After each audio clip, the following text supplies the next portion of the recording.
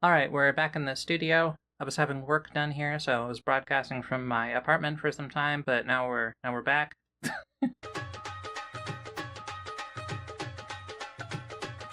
There's been a lot of racism directed at Indians in recent years. In Canada, they're one of the main immigrant groups that our country has been receiving, so anybody who wants to translate their anti-immigration feelings into racism will often pick Indians as their main target. It's been increasingly overt and uncomfortable lately.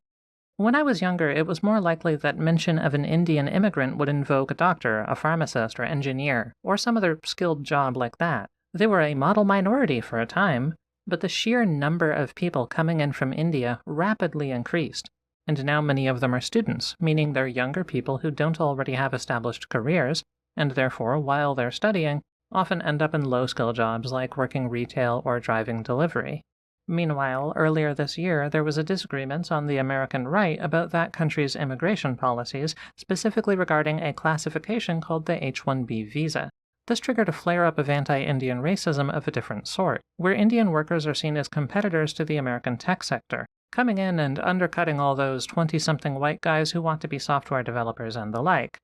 If you browsed social media back around this time, you could hardly avoid white people talking about how much they hated Indians, talking about curry and tech support, mocking stereotypes about Indian people with poor English skills who are bad at sex and flirting, and this may very well have been because they come from a more repressive, traditional culture and are struggling a little bit to understand American dating norms. Aside from that, you're apparently supposed to be more forward, which they're trying, clumsily, I guess.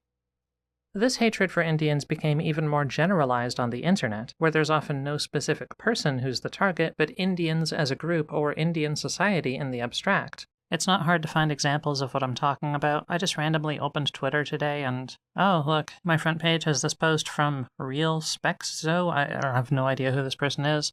Oh, they just straight up identify as a fascist. Catholic integralist is a type of fascism, if you're not familiar.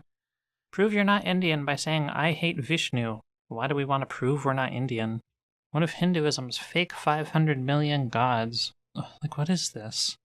Oh, and then there you go. But this type of shit is not hard to find, and in some places it's more common than elsewhere. I will suspend your account, sir, is like making fun of the accent, and like, yeah, this is, ironically enough, labeled garbage human. It's really all just out in the open right now.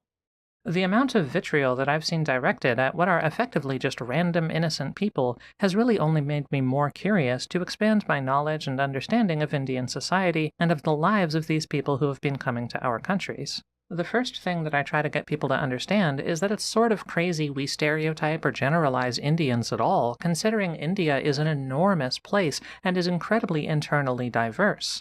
Its population is about twice that of Europe, or 4 times that of the United States. Its total land area is smaller, so they do have greater population density, but it's still a much larger country than people seem to realize. It stretches from London to Moscow, from Athens to Oslo. It's taller than the continental US, and driving across it would take days. And this is only looking at the modern Indian Republic. If we included Pakistan, which used to be considered part of India, well, then it's even bigger. To think of everybody from India as a single group of people would be like meeting a few people from Spain, interpreting that simply as from Europe, and then using these people as your model for understanding everything across Europe, from Spain to Ireland to Norway to Poland to Romania, all of these different areas of Europe that we understand as being quite different from one another. Well, that kind of internal diversity exists within India too. You might just not perceive that internal diversity if you don't know very much about their society. Indians don't even have a common language. The country has technically hundreds of languages, though only a dozen or so have speakers that number more than 1% of the population of the country. Still, there is no singular Indian language, much less an Indian accent. These are all people who sound very different from each other. The most popular language, Hindi, is only spoken by about 2/5 the population. India is also very religiously diverse, both in number of religions and in how different they are from one another.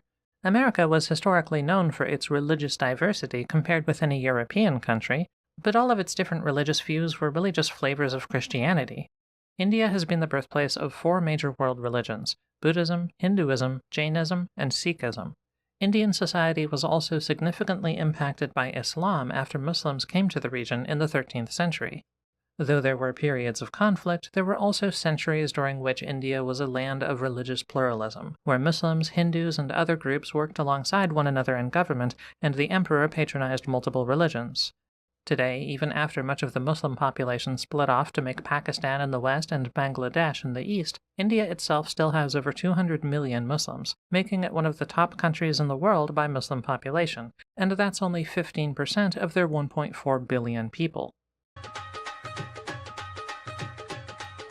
I'm going to go over some Indian history, not going all the way back to the Bronze Age, but you may know that prior to it being ruled by the British Empire, India was controlled by something called the Mughal Empire. So where did that come from? In the year 1206, a state called the Delhi Sultanate was established by Muslim conquerors in northern India. This meant a small territory as ruled by the Sultan from his seat in the capital city of Delhi. Delhi is the capital city of India today, though it hasn't always been the capital from 1206 until now. It's been changed a few times, but it eventually ended up being Delhi again. The name is similar in form to the Roman Empire, meaning the territory ruled by the emperor from his seat in the city of Rome. The Delhi Sultanate grew and shrank over the years until, while on the decline some 300 years later, the city of Delhi was conquered by Babur in 1526. This is considered the beginning of the Mughal Empire, and Babur is considered the first Mughal emperor. The state Babur started would eventually consume nearly the whole Indian subcontinent, and for a time was the wealthiest political entity on the planet. The empire was referred to by its own people as Hindustan. There was nothing officially called India, nor would there be for another few hundred years. They also never referred to themselves as the Mughal Empire. The term Mughal comes from the Persian for Mongol, meaning somebody from Mongolia, and it was applied because Babur was a descendant of Genghis Khan, and all subsequent Mughal emperors were descendants of Babur. Their imperial line was never broken. It might sound strange by today's standards, but calling them the Mughal Empire back then would have been a respectful nod to their proud ancestry. The name India comes from the Indus River, which starts in western China and then runs west and then southwest through modern Pakistan into the Arabian Sea. When you hear Indus River, you might think of the Indus Valley civilization there from 3300 to 1300 years before Christ. Note, by the way, that the word Hindu also comes from the name of this river. Hindu and India ultimately share the same root, which is the Sanskrit word for river. For Europeans, the term shifted at some point into a noun referring to that region and also everything around it or to the southeast of it in the opposite direction from Europe. What we might call the Indian subcontinent was referred to as India Major. Before the 15th century, Europeans had heard of India because they could purchase goods that originated there from Arab traders, but they had never been there and they didn't know what it looked like. To them, India just meant that place in the Far East that produced fabric, spices, and gemstones.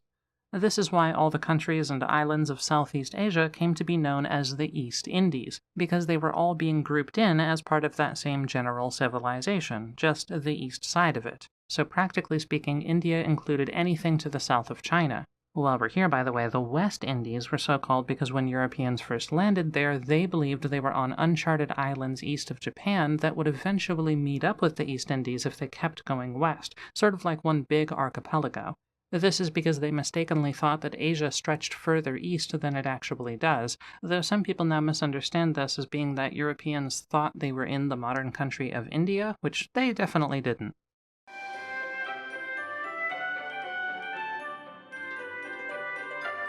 The Mughal Emperor Akbar has a name that you may recognize from the phrase Allahu Akbar, Arabic for God is great. This is because Akbar wasn't his birth name, but a title that literally meant the Great.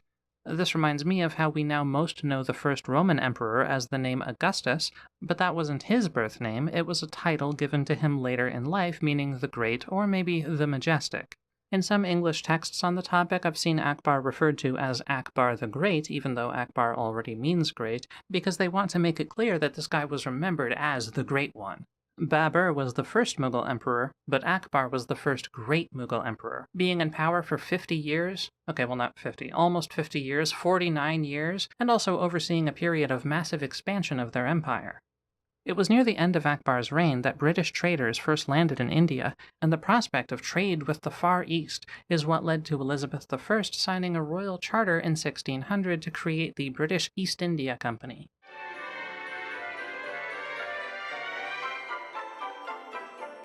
The first time a Mughal emperor met with a British person was in 1609, when Jahangir, son of Akbar, 4 years into his reign, agreed to meet with British merchants at his court. The British came not as conquerors, but as traders, nor could they have conquered anything if they wanted to. At this point, Britain was smaller, less wealthy, less powerful, and these traders were far from home in the domain of these powerful, centralized, and wealthy Asian empires. They offered gifts, gave compliments, and sought permission from Jahangir to build a trading outpost on his land, which was granted. These early Britons got to witness a period of great peace, prosperity, and development in India. The Mughal Empire led the world in manufacturing and industry. It was also during this period that a lot of great Mughal architecture was built. The most famous of all Mughal architecture, the Taj Mahal, was built in the mid-17th century on order of Jahangir's successor, Shah Jahan. Aurangzeb, son of Shah Jahan, is kind of remembered as the last great Mughal emperor. After his death, India started going through its own decline, its own fall of Rome, so to say, the unraveling and fracturing of Mughal authority, which created the opportunity for new alliances to appear in the region. It had by this point been over a century since the British began operating in the region, and there were French traders with permanent settlements as well. In the decades that followed, many Indian princes and governors would choose to ally with the British and French rather than with other Indian states. Europeans had been there for generations. There wasn't a strong nativist divide by which the Europeans were foreigners, nor was there a strong, unified Indian identity among the rest of the subcontinent for them to be excluded from. Instead, things were a lot more local and personal. The East India Company, maneuvering thoughtfully but ambitiously, gradually expanded its influence and fucked over its enemies. Eventually, and I really mean eventually, I'm skipping over a good chunk of time here, they had more or less captured nearly the entire subcontinent and established what we now remember as the British Raj. Raj just comes from rule, so rule of the British. The British government passed the Government of India Act in 1833, extending the company's charter for another 20 years, but also restructuring it to act more as an administrative entity than as a commercial enterprise. Then, another couple decades after, following widespread discontent with the company's rule, see the Indian Rebellion of 1857, Britain passed the Government of India Act 1858, officially abolishing the company in its entirety, transferring all control to the British Crown, and officially designating India as part of the British Empire. It really does feel unjust that anybody would now forget India's great history and the heights to which that society climbed, only to look down on them as though some lesser people, when, at first contact, we were the ones humbly approaching them, and we've only taken advantage of the opportunity made by their downfall. Now, in matters of thought and technology, Europe, and especially Britain, did eclipse the rest of the world after the Enlightenment and the Industrial Revolution, but this is no fault of anybody else, and we shouldn't assume that no other people would have ever made similar advancements eventually.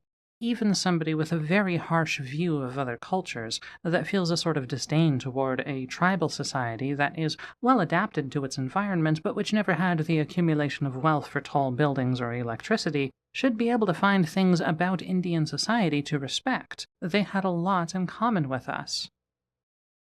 Europe, and again especially Britain, was significantly affected by this imperial relation with India. Now its rulers, the British, continued to purchase Indian goods, textiles, dye, tea. Before the British were associated with tea, coffee was the drink of choice, but a changing world economic landscape that made coffee more expensive, followed by Indian tea suddenly being in great supply, got most of the country to change over, and Britons have been portrayed as tea drinkers ever since. There was a mutual interest in each other's cultures, in each other's religions. Indian writers and artists traveled to England and vice versa. The British Raj became a laboratory for European governance. During this time, words from numerous Indian languages also became English loanwords. You certainly use a bunch of them, but possibly without realizing that they come from India. Mantra, Guru, Avatar, and Karma, these are believable, they have sort of an Indian feel. Also khaki, bungalow, cot as in a portable bed, bandana, a pundit, punch as in fruit punch, thug, this actually comes from thugi, the name of robber gangs who attacked travelers, loot as in the verb meaning to steal, tank, both as in tank of water but then also later military tanks, and, I find this one interesting, shampoo. The term shampoo comes from India.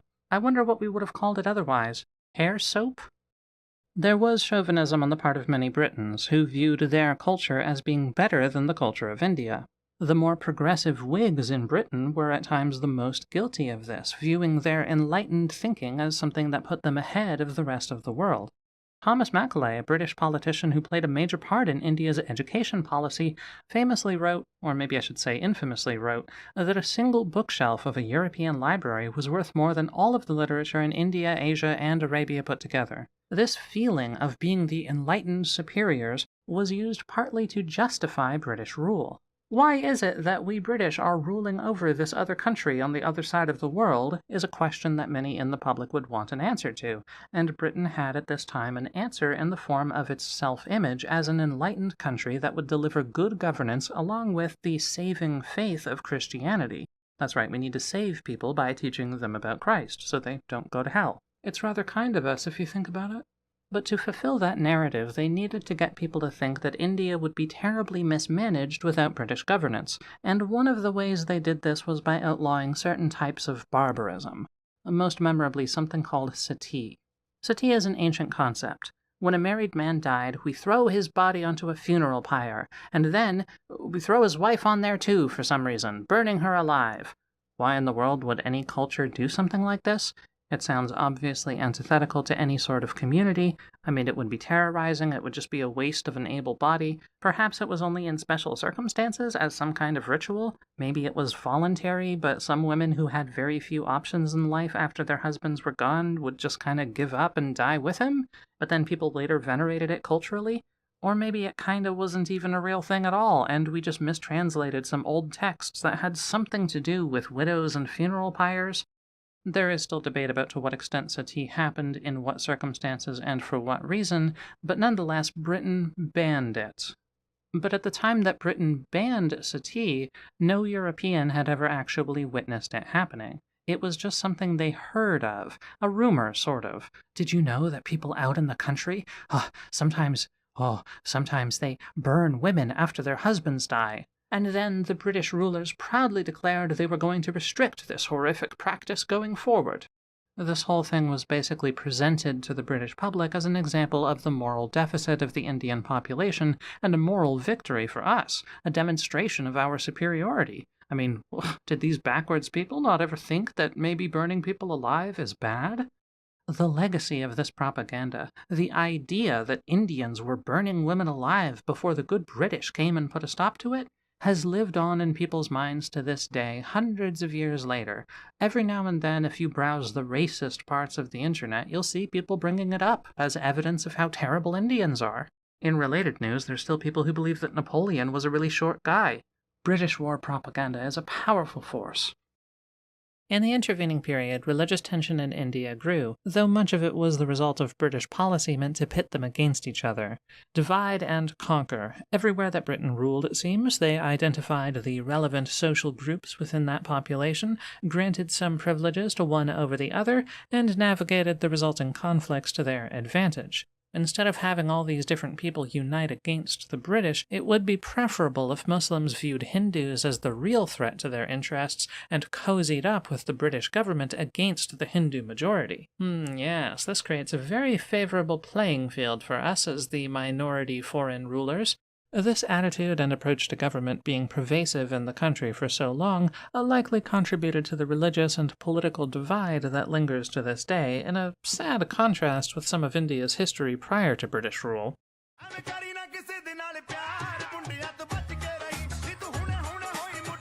As time went by and the world economic system evolved to be one of largely free trade between nations, Britain was one of many countries that found the benefit of maintaining large empires was dwindling, while the cost of keeping all these people under your thumb was only getting higher. Around the world, people were getting wealthier, more educated, growing discontent with being ruled from afar, and more interested in local autonomy. A bunch of independence movements were showing up all over the place. Even if opposition to colonial rule could be stopped, and in the beginning it was, eventually it may end up being so expensive to continually have to put down revolts that it's just not worth it anymore. By the 1900s, Britain was coming to be at peace with the reality that their empire was not going to last forever, and they shifted to building diplomatic ties and developing what we now know as the Commonwealth. It was also during this century that Canada would transition into having full independence, likewise without any great fight by England. Well, not a war at least. Everybody uses this song to make fun of Indians, but am I crazy? I feel like the song's actually pretty good. The movement for Indian independence was led by a man named Mohandas Gandhi, whose strategy of non-violent resistance the British were unable to put down without sacrificing all semblance of moral legitimacy. Gandhi's movement impacted how we in the West see protest and political change. He was later given the title Mahatma, meaning the Venerable or something. He was admired for his efforts and methods in Britain, America, and elsewhere. He was directly cited as an influence on the US civil rights movement decades later. However, his spiritual influence notwithstanding, Gandhi was never directly involved in politics. He had no position in government, he had no impact on law, on the government, on India's foreign relations or economy. If you want a figure to understand that side of things, look to Jawaharlal Nehru, an Indian man who studied law in England, attended Cambridge, and traveled across Europe, before returning to India and becoming involved in politics in the 1920s. He became India's first prime minister after they gained independence in 1947, a position that he held until his death in 1964. Nehru, more so than anybody else, molded India into the country we know today. When India was in the process of becoming independent, it also underwent partition. The Muslim population of India, led by Muhammad Ali Jinnah, believed that after the British left, the Muslim population would be marginalized in a Hindu-majority India, and that for their own sake, Muslims ought to declare independence, creating Pakistan. Jinnah died in 1948, only a year after his vision became a reality, but he is now revered in Pakistan as the father of the nation. There were calls in India to pursue a similar path and to become an explicitly religious country, a proper Hindustan, but like this time Hindu Hindustan. Nehru rejected this. He believed that India was home to many different peoples and religions, including Muslims. So despite their new neighbors declaring their countries Islamic states, Nehru stood as a defender of secularism, humanism, and religious pluralism. Nehru and his party were socialists, but they deliberately avoided aligning too strong with either side during the Cold War, which is probably why many of us in the West don't really associate India with socialism, despite this being one of the express goals of their government for decades. Nehru didn't fully agree with the Marxist approach that had taken over Russia and China. What he did believe in was national independence, including economic independence, and democracy. Whereas in other countries, communist parties came to power by coup and then governed as one-party states or dictatorships, Nehru was always freely and fairly elected. And instead of trying to make excuses about how India wasn't ready for democracy because most of its population was illiterate, living in rural villages with no knowledge of politics, they all spoke different languages from each other, they had a lot to overcome. Instead of using their conditions as an excuse, he sought to change those conditions. They massively improved the Indian literacy rate, and they organized groups to go across the country, village by village, educating people about government, elections, and providing information about the political parties and candidates. I feel like this undertaking is not as widely known of and celebrated as it should be, as it's the reason India can today boast being the world's largest democracy. After Nehru, the next big leader of India was his daughter, Indira Gandhi. She was of no relation to Mahatma Gandhi, it's just Gandhi is a surname. She married another guy whose name was also Gandhi. She became prime minister in 1966. In the English-speaking world, we now associate Iron Lady with Margaret Thatcher, but it was actually first applied to Indira. It was near the beginning of her tenure that India went through a green revolution as high-yield variety seeds and mechanized farming equipment massively increased their agricultural output, which generally changed the country's economic landscape. India was trying to balance its own economic interests with their goal of sovereignty and self-sufficiency, which a modernizing economy was seeming to threaten.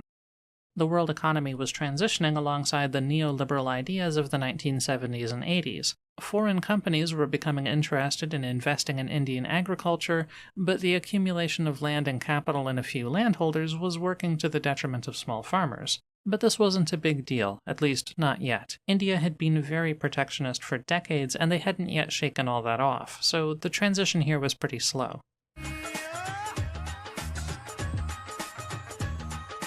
Indira ended up being assassinated in 1984. Wow, literally 1984. There were some separatists wanted by the Indian government who hid out in something called the Golden Temple, which is in fact literally covered in gold. They probably hoped it would be off-limits due to its cultural significance, being a holy site to the Sikh religion. But Indira Gandhi signed the order to have the army attack it and apprehend them anyway. This was known as Operation Blue Star. Indian forces also attacked various other Sikh temples across the region. It turned out the Sikhs were armed and fought back, and the whole thing spiraled into a much worse conflict than anticipated. The attack also gravely offended Sikhs everywhere, including 2 Sikh men who worked as bodyguards for Indira, who shot her in retaliation for the attack. They were both caught and swiftly executed. In the years after Indira's death, India would significantly change course. Though jumping through different political leadership, they embraced economic liberalization more fully, started developing an urban middle class, and tried to invest in education to become competitive on the international market, especially in the emerging computer technology sector. In a way, this is the origin of the Indian tech support stereotype that Americans know today. It began with conscious investment in CompTech in the 1990s. And for the most part, this change in strategy was a pretty big success. India's population in 1900 was about 400 million people. Then over the next 100 years, it exploded to over 1 billion. Somewhere along the way, population growth came to outpace infrastructure development, and as a result, there were some areas in India where many homes lacked proper plumbing and, well, toilets. This was amplified for some reason and resulted in a stereotype about Indians and public defecation, which is quite unfair to India considering this is also a problem in many other developing countries. In other impoverished regions in southern Asia, yes, but also China, Africa, South America. I mean, hell, apparently it's a problem in some American cities. What do you think everybody around here would resort to if all of our plumbing suddenly disappeared? India really only gets this special attention and ridicule because certain people who hated Indians anyway found in this observation an insult that stuck. In recent years, India also overtook China to become the world's most populous country. And unlike China, India has not closed itself off from the rest of the world to nearly the same extent. They still have an open internet, and a lot of their people speak English. So as their population becomes increasingly internet-connected, your own online experience may become affected by the presence of Indian users, in a way that it's not being affected by the presence of Chinese users, who are all hidden away on their own websites, on their own internet, and can't access anything of ours, and who are also far less likely to speak English. For humanity, this is a great thing. Not that China is the way that it is, but that India is not the way China is. And our ability to be so directly connected with people on the other side of the world is really an incredible privilege that all generations of people before us could only dream of. And for world politics, the fact that India hasn't gone down the path of China, that continues to be a great relief. India has some important similarities with China, most obviously being a developing economy with an extremely large population, but it's also less antagonistic, more open to working with us, and way more comfortable with Western notions of freedom and democracy. It is possible at this point for us to make conflict with India and push them further away, but our goal really should be the opposite. We should very much desire to be friends with this country if we can. There are many Indians today who are aware of the bad impressions and poor reputation some of their people have been giving their country internationally. They are self-aware of their own problems, they're embarrassed by some of their own countrymen, and they want to be better. Even if you've personally had some negative experience with a few Indian immigrants, please remember again that you're talking about a population 4 times the size of America. Surely I wouldn't say that I hate Americans or America in general based only on having a bad experience with 1, 2, or even a dozen of them. There are many different types of Americans, different regions within America, different subcultures, different religions, different politics, different personalities. We have an easier time understanding this and perceiving the complexities of a thing that we're familiar with than perceiving the complexities of a thing that we're not.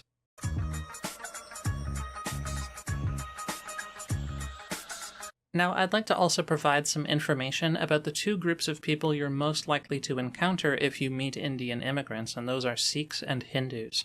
India is also home to many Muslims, but you're just as likely to encounter Muslims, or actually more likely to encounter Muslims from elsewhere in the world than from India, and I suppose whatever you already know about Islam is going to apply just as well here.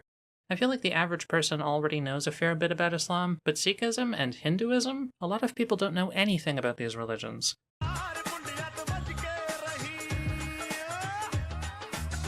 Sikhism is a minority religion in India. There are tens of millions of Sikhs, so there's more Sikhs than there are people in Chile or Romania, but India's population is so vast that this amounts to only about 1% of the country.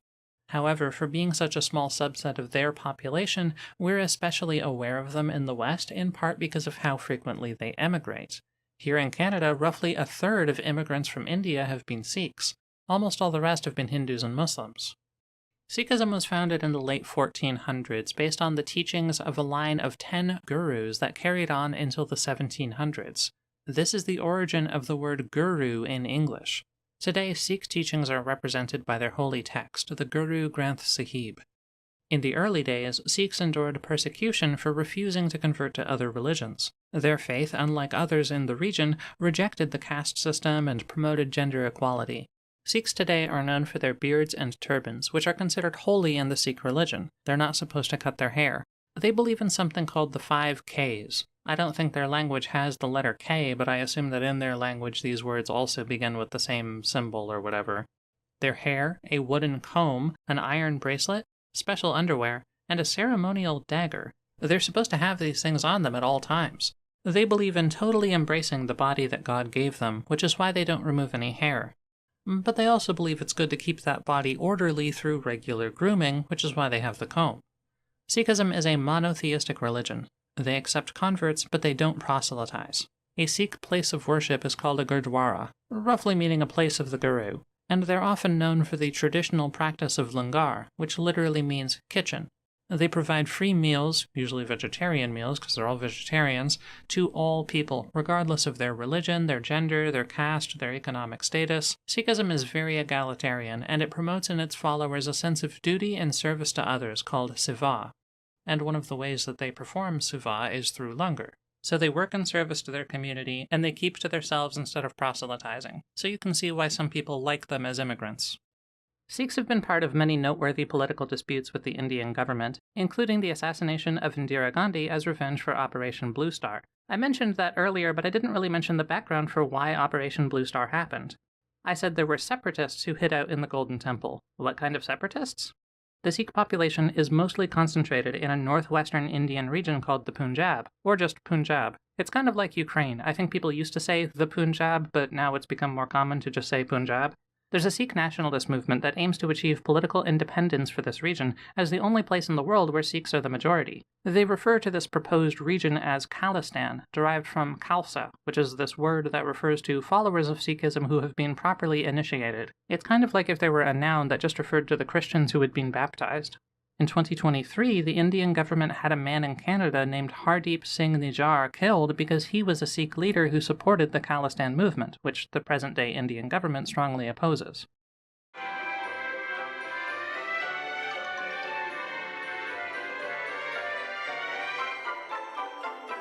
Now, Hinduism is a much larger and more complex religion. It's less centralized, it has no specific founder, there are multiple deities that are worshipped, and there are many different sacred texts written in different time periods. The term Hinduism was originally just an exonym that came from a word for the general region because it was called Hindustan, so it's a bit like if we took the various beliefs of pre-Christian Europe and then smashed them together and called that Europeism. But today, followers of Hinduism also call it Hinduism, so this isn't improper of us to say, it's just that prior to the British colonial period, nobody would have said that their religion is Hinduism. That term didn't really exist yet. They might have said they were followers of a specific deity, or maybe that they followed the Sanatana Dharma, meaning the eternal way. All of the religions in the area call themselves Dharma, by the way. Dharma just means like the path or the way or whatever. Buddhism is also called the Buddha Dharma, and Jainism is called the Jain Dharma. Today, Hinduism has over 1 billion followers, making it the third largest religion in the world after Christianity and Islam.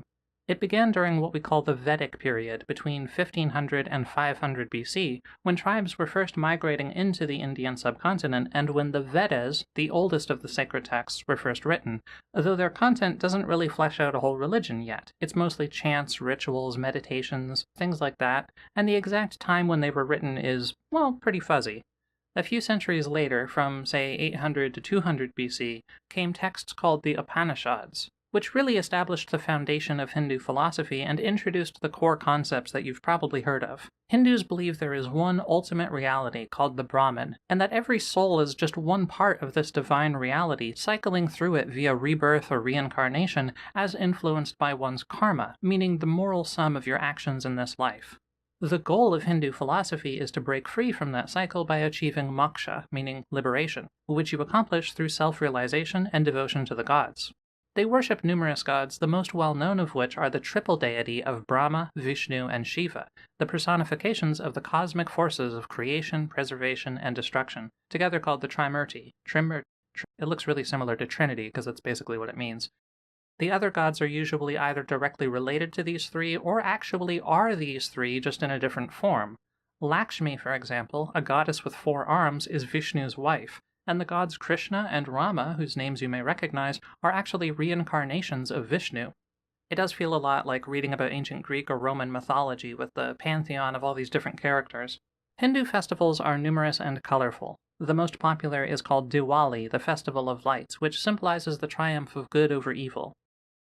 Like Sikhs, most Hindus are vegetarian, and cows are indeed revered as a sort of sacred animal, admired for their gentleness and featured in a lot of their artwork.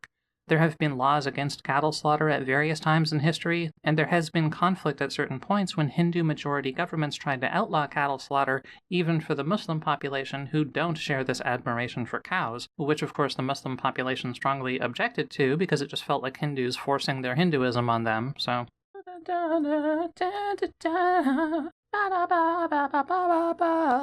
If you ever see an Indian immigrant who has a red dot on their forehead, this is not a Sikh and is probably a Hindu. Though it isn't strictly unique to Hindus, some Jainists and Buddhists do the same thing. It's called a bindi, which just comes from the Sanskrit word for dot.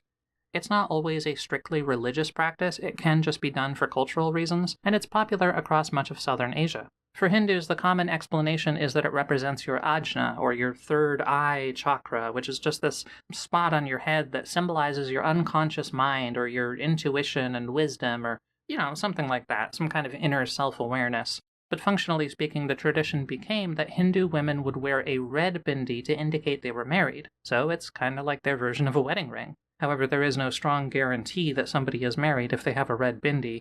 It's not a tradition that's really strictly enforced, so it depends how traditional the person in question is. I guess it's like how if somebody here is wearing a ring on their wedding finger, that probably means they're married, but not necessarily. Like, a person could just be wearing a ring.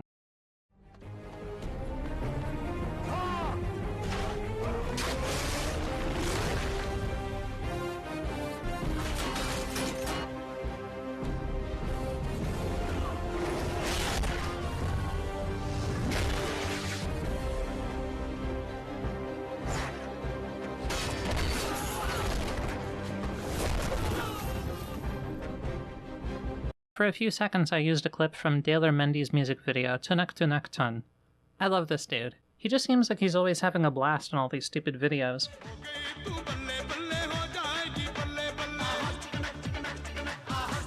He reminds me of the guy who did, what's it called? The... Gangnam Style? That guy, Psy. Yeah.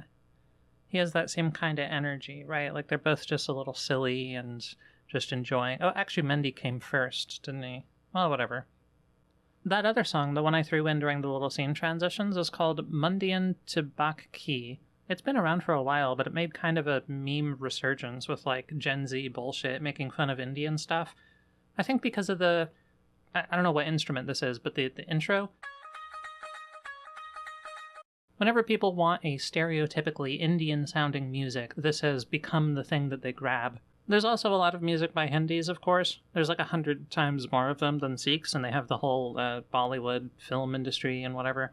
It's just kind of a funny coincidence, I guess, that two of the most well-known Indian songs on the English-speaking internet were by Sikhs. Just another way that we're disproportionately aware of them for some reason. There's a whole lot more that I could say about every single section of this video. I mean, obviously, right? I'm talking about like a whole fucking continent, a whole civilization. It's like making a video on the history of Europe. There's no way you're gonna catch everything. I'd be here for hours. Encyclopedia Britannica and Wikipedia are both really good public resources full of information with many directions to go. Britannica is a little more structured and less anonymous. It actually has a team of editors who write it and fact check it if you don't just want to take the narration from Wikipedia.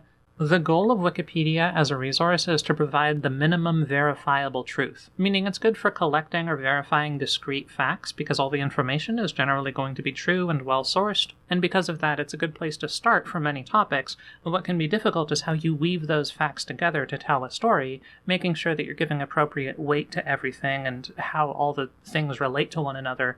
A book that's actually put together by historians who are experts in studying and putting together history. I mean, that's always going to be your best bet for a more thorough grasp of any period. A very approachable and modern text about India that I could recommend is called A Concise History of Modern India by Barbara and Thomas Metcalfe. Wait, are they actually... Wait. Yeah, it's actually by a husband and wife. But I'm sure there are others. India is a very well-studied country, including by its own people. Okay, that's all.